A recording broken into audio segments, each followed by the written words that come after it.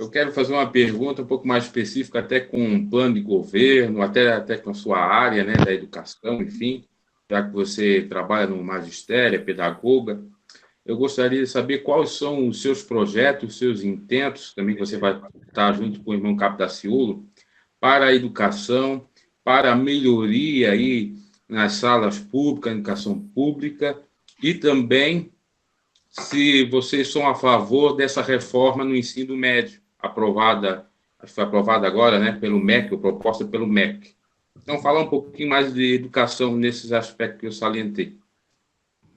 Bom, querido, o que eu falei, até eu falei na Record, lá naquela, que eu fiz rapidinho uma entrevista, eu falei o seguinte: como educadora, o que eu entendo é que nós temos que fazer uma revisão. Então, chegando no Palácio do Planalto, nós temos que montar a nossa equipe, chamar a nossa equipe, montar não, ela está já por aí, chamar a nossa equipe, organizar, estudar o que tem, ver todos os detalhes, e aí a minha prática vai fazer a diferença. Porque o que eu percebo como educadora é que tem muita coisa na lei, mas que na prática, lá na ponta, na sala de aula, não chega.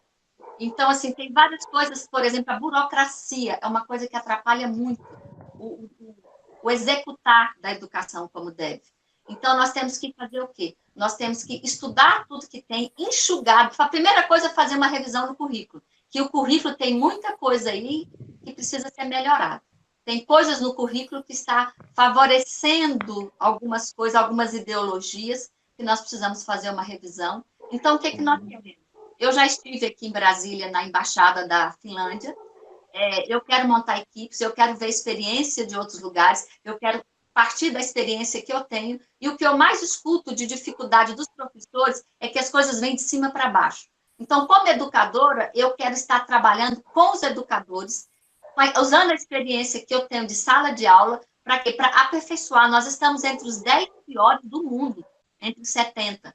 E eu quero que nós possamos ir para os 10 melhores, no mínimo. Né? Agora, é um trabalho que vai exigir um tempinho, né? Um tempo para situar, um tempo para levantar o que está funcionando. E o que eu vejo? Precisa ter gestões públicas boas, de qualidade. Saiu verba federal, vai ter que ter um acompanhamento. Eu não quero simplesmente assim, sair uma verba federal para o Distrito Federal, por exemplo, onde eu moro. Tá, a verba federal vem para o Distrito Federal. Eu quero que tenha um acompanhamento de que está sendo feito. Por quê? O que eu já vejo na minha prática? O que eu tenho visto aqui mesmo no Distrito Federal? Às vezes sai uma verba e a verba não é utilizada. Eu ouvi aqui 40 milhões para a educação no Distrito Federal que um parlamentar conseguiu. E não foi utilizado. Dá para fazer 4 escolas de tempo integral. Não foi feita. E volta para o MEC e vai usar em outra coisa. Então, o que nós queremos? Nós queremos estar acompanhando. Tem toda a tecnologia hoje para fiscalizar, para fazer acontecer.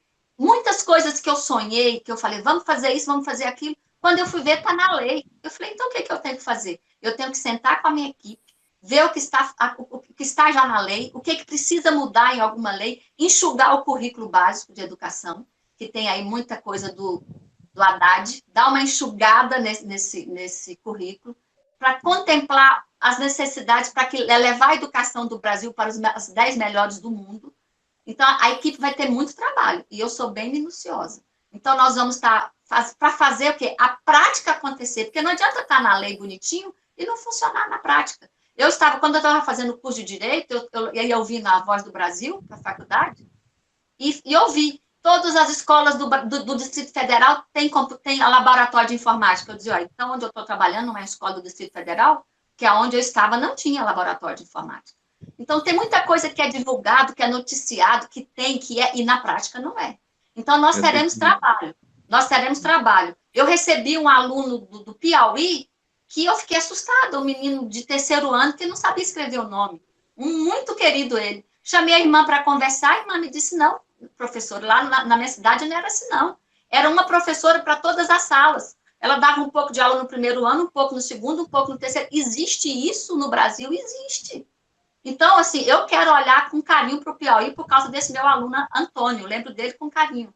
E, assim, nós temos que ver o que está acontecendo lá.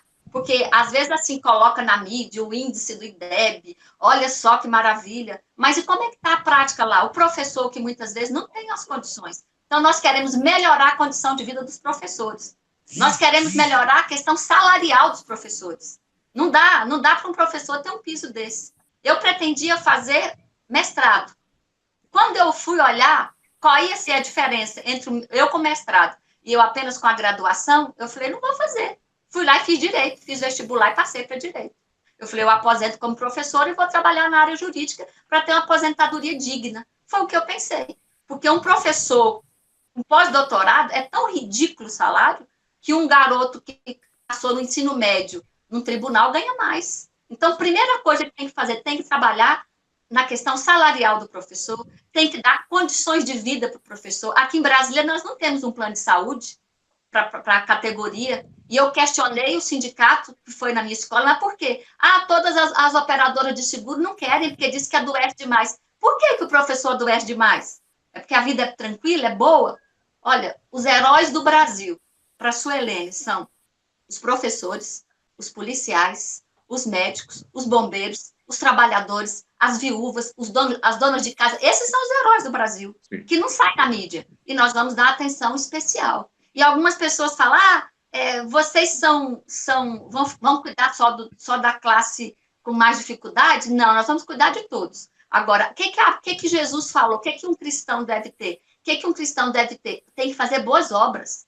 Tem que cuidar do próximo, não é bandeira de esquerda, não, é bandeira de cristão, é bandeira de cidadão, independente de partido. Nós queremos fazer o melhor, professor vai ter o melhor. Como que um parlamentar ganha 33 mil por mês, muitas vezes, desculpa, falando nós vai, nós foi, e um professor que tem que estudar, ralar, fazer um monte de curso de aperfeiçoamento, vai ganhar um pisozinho de 2 e pouco. Tem as gratificações, tem tudo, mas não chega a nada. Eu me lembro que uma pessoa passou para o tribunal aqui em Brasília, uma pessoa da minha família, ele passou para o nível médio, ganhando o mesmo salário que eu estava há 7 anos na Secretaria de Educação como nível superior. Então, tem muita discrepância. Então, nós vamos dar uma atenção especial para a educação. A educação não vai ser prioridade de 4 em 4 anos, não. Vai ser durante os 4 anos. E o desejo do meu coração é que os professores comecem a perceber isso. Nós queremos dar valor ao educador, trabalhar na formação, não aqueles cursos astronautas, que não tem nada a ver com a sala de aula. Nós queremos aperfeiçoamento do professor com o que vai ajudar na prática. Tem muito curso que é só lenga-lenga. Parece que a pessoa, assim, o curso é assim, um professor e 10 alunos na sala de aula. Não é essa a nossa realidade. Ninguém tem 10 alunos em sala de aula. É a sala cheia de alunos. Então, nós temos que ver a quantitativo de alunos. Nós temos que ver, por exemplo, estratégia de matrícula. Todos os estados fazem as suas estratégias de matrícula e nem cumprem. Coloca lá, se a sala tiver um aluno com esse transtorno, com esse outro, pode reduzir a sala. Aí chega um aluno, a sala já está lotada. Chega um aluno com algum transtorno e tem que receber. Como é que faz? Eu recebi o ano passado, a minha sala estava lotada. Aí a diretora chegou para mim e falou, Suelene, chegou um paizinho aí, a sua sala já está no extremo, não cabe mais ninguém, não tem nem espaço físico para colocar uma cadeira. Mas só tem a sua turma de primeiro ano e o pai está com câncer. E aqui é a escola mais perto. Você não precisa receber, só se você quiser. Eu quis receber e recebi. Agora, não tinha espaço físico na sala, eu tinha que pôr as mochilas do lado de fora. Então, quer dizer, tem muita coisa que acontece, olha, e valeu a pena ter recebido essa criança. Valeu a pena ter recebido essa criança. Só que isso é um caso. Agora, o que acontece? Monta a sala com alunos, inclusão, né? Fala, uma escola inclusiva. Muito bonita escola inclusiva. Mas por que o professor adoece? Escola inclusiva sem as condições necessárias. Está lá na estratégia de matrícula. Se o aluno for TDAH, se o aluno tiver déficit de atenção, se o aluno tiver transtorno de inteligência, está lá, tudo bonitinho. Aí reduz para tanto, mas na prática, às vezes, não funciona. As professoras, as orientadoras, as pedagogas trabalham na estratégia de matrícula, no ano seguinte, chega mais algum aluno, quer dizer, tem que deixar uma folga, tem muitas coisinhas, detalhes que precisam ser revistos. O próprio dinheiro da escola. Queridos, eu não sei se vocês sabem, mas às vezes a verba para a escola chega em agosto. Como é que pode isso? E de agosto para trás? Como é que faz na escola se a verba não chegou? Então, são detalhes que tem que ter uma assessoria para esses diretores, uma questão contábil, uma questão jurídica para ajudar, para acabar com a burocracia, para facilitar, para que Quando começa a aula? Fevereiro? A verba tem que estar na escola em janeiro, não é em agosto. Então, tem muitas coisas. Ensino médio, foi a sua pergunta. Nós vamos avaliar o ensino médio também, vamos estudar e vamos fazer o que for mais viável, mas nós queremos conversar com os professores. Nós queremos chamar alguns professores, não queremos chamar os representantes dos professores, nós queremos chamar professores. Nós vamos arrumar uma forma de selecionar professores de todos os estados para montarmos grupos de estudo, núcleos de estudo, pode ser presencial e online, para que nós possamos fazer a reforma de interesse dos alunos, dos professores e dos pais. Nós queremos, o meu sonho é trabalhar junto, pais, família,